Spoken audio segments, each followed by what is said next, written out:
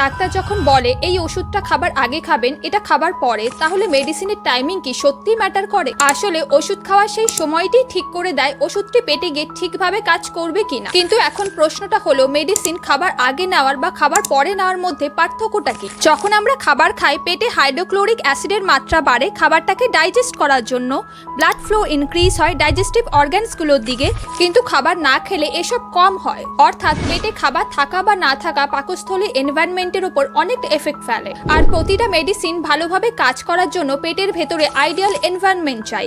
কিছু মেডিসিন খালি পেটে ভালো কাজ করে, আবার কিছু মেডিসিন খাবার পরের এনভায়রনমেন্টে ভালো কাজ করে। তাই মেডিসিন কাজ করার জন্য যদি পেটের ভেতরে আইডিয়াল এনভায়রনমেন্ট না পায়, তাহলে হয়তো সেটা সেইভাবে কাজ করবে না, বা স্টমাক ইরিটেশন বা তার সাইড এফেক্টসও হতে পারে। আবার কিছু মেডিসিন প্রতিদিন একই সময় নিতে বলে, এর ফলে বডিতে একটা রিদম বজায় থাকে এবং সেই মেডিসিনটা খুবই ভালোভাবে কাজ করে। সো নেক্সট টাইম যখনই ডক্টর কোনো মেডিসিন খাবার আগে বা খাবার পরে নিতে বলবে, মনে রাখবেন এর পিছনে সায়েন্টিফিক রিজন আছে।